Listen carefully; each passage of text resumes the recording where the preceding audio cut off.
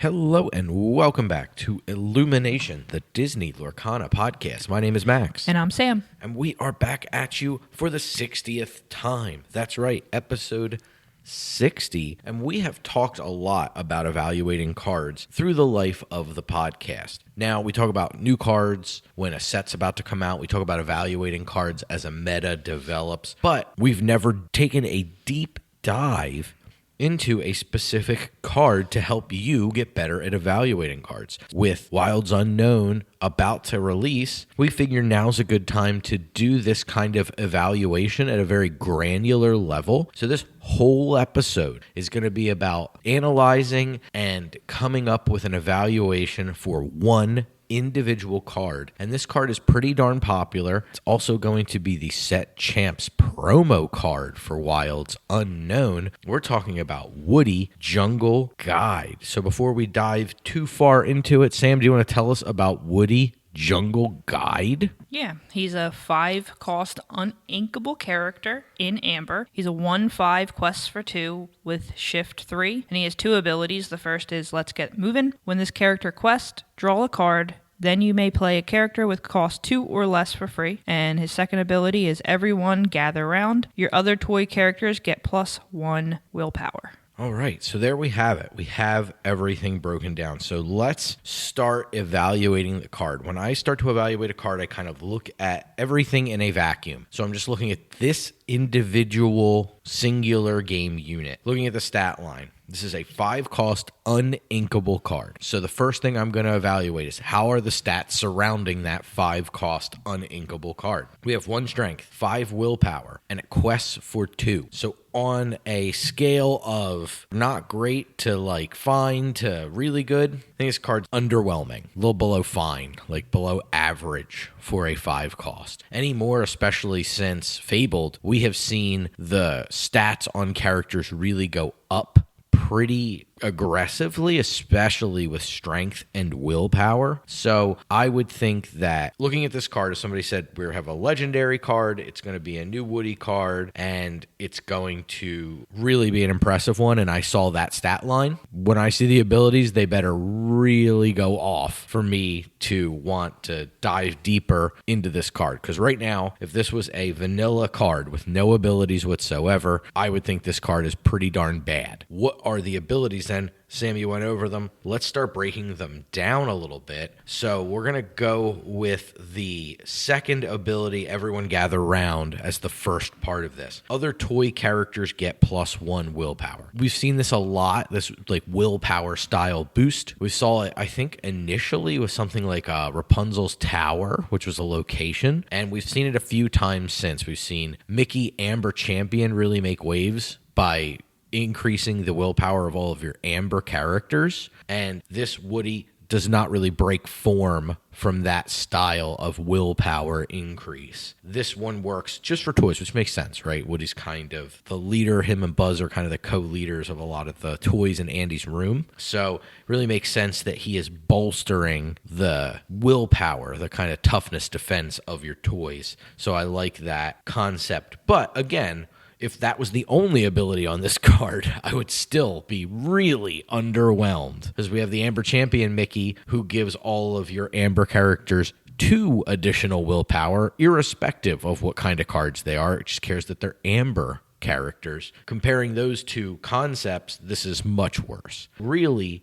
a lot hinges on this first ability, Let's Get Moving, to really get this card's evaluation and this card's grade and score, if you will, up higher. I think that it does. This card doesn't read like it's all that flashy, right? Let's Get Moving. Whenever this character quests, draw a card. Then you may play a character with cost 2 or less for free. So this card reads it's pretty good, right? Like if you shift it, you can quest pretty quickly. You can put more characters down. I think that if you were to look at this card and you were not super duper familiar with Lorcana, or you were new to Lorcana, I think you would think this card is fine, but it's probably not insane. But I do think that there's a lot hidden in the text of that particular Let's Get Moving ability that a lot of players don't evaluate closely. And I think that this is what will start to level you up in your evaluation abilities, especially when talking about a card that could be fun versus a card that would be good on a competitive level. And I think there is a difference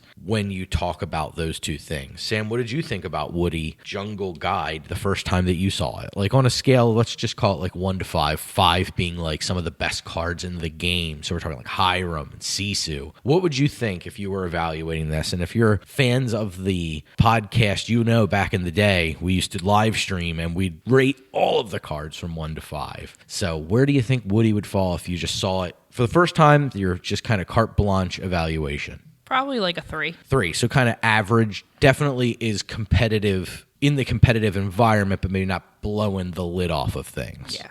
I think most players would tend to put Woody in about that sphere. There are a couple things that I really want to highlight in this let's get moving ability. And I'm going to kind of talk about this card and its play patterns and why I think it's so good as we kind of unfold this particular ability. Whenever this character quests, draw a card. When I'm committing a card into play, there are kind of 2 resources that I'm using. I'm using a card from my hand, and I'm putting it onto the board. That's creating a tempo progression. So on board, on play. When I say tempo, I mean, where are you at in the game, right? Like a good curve of playing something on 1, playing something on 2, playing on something on 3 is good tempo. We see cards like Finnick that can take an opponent's character and return it to their hand, and that's a negative tempo. We've talked about that on the podcast as well. This Woody coming down on 3 means that we're adding to the board, and we are also committing not only paying our ink, but we're also playing a card from our hand. So there's kind of 2 places that we are utilizing a resource. So a card from our hand and using our ink to play the card. So if we want to consider that an investment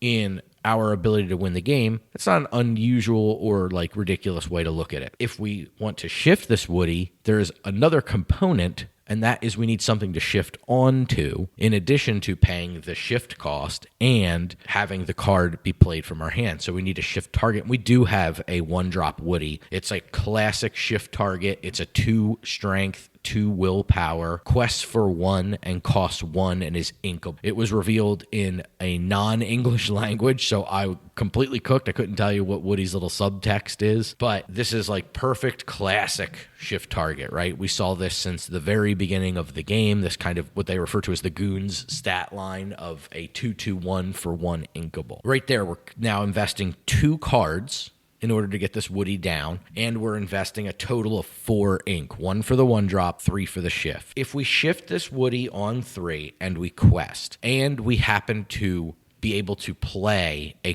2-cost character when we do that, we have successfully gained a card back, so our investment of 2 cards has been replaced halfway, and if we play a 2-cost character, we have saved ourselves paying 2 ink for that character, so we have now bought back 2 of our ink investment that we've put into Woody, just from 1 single quest. That to me is a really interesting card. We're still down, but we're not as far down as some normal shift card, right? Any shift card would take ink, and it would take cards from our hand in order for it to happen. Looking at that kind of a thing, it's a little bit different than something like a Robin Hood, Champion of Sherwood, right? This is a card we're all very familiar with. It's a card from set 3. It is a 3 shift card. It's a 3/6. 2, and it has the cost of 5. It is inkable, and it has 2 abilities, so it looks very close to Woody. The way Robin Hood gains advantage is he also gains lore when he challenges things, not different from Calhoun. But that character never really recoups directly cards. It helps gain an advantage because you are lessening the opponent's tempo and you're also furthering your win condition. So it is not only making your opponent's board get smaller because it's challenging things, but it's also progressing you towards the 20 lore you need to win the game. Woody, a little bit different in that it is repaying you through resource gain, not through development or diminishing development of your opponent's board. That's kind of a way to evaluate what are you getting out of this investment, right? And alongside of all that, you're getting 2 lore because he quested. Mm-hmm. So it is pushing you toward victory. If you can quest a second time and play another 2-cost character, you have now fully recouped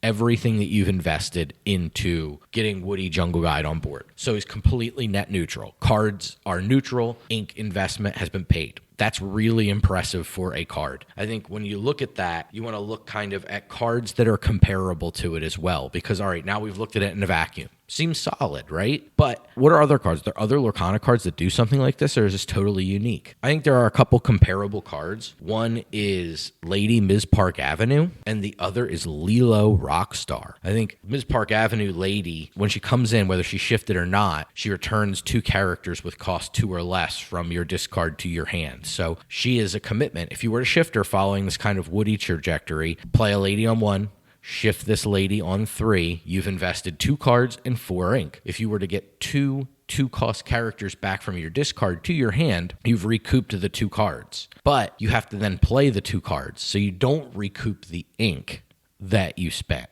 The trade-off there is that lady can do that whether she shifted or whether she is just played, and she doesn't have to quest in order to do that. So there is a definite trade-off there, but they are both 5 cost uninkables. The lady also happens to be a 4 strength, 4 willpower quest for 2, so a much better statted character when you're talking about investing 5 ink, but there's no way to recoup the ink portion of the investment, right? So that's kind of the difference in those two. Lilo, who's a rock star, I think this card was extremely popular and well-regarded during spoiler season. A lot of people thought this card was going to see a ton of play, and it's seen basically none, especially since the fall off of the Stitch Dog style deck that was popular right at the beginning of the format. Once Dogs kind of found its footing, it quickly became the unquestionable best aggro combo style deck in the format and quickly pushed out the Stitch Shift style decks that were playing this Stitch Rockstar Lilo package. But Lilo is a card that is similar. She costs a little bit more. She is inkable. She does have to quest, I believe, to have the ability trigger, and that gets a character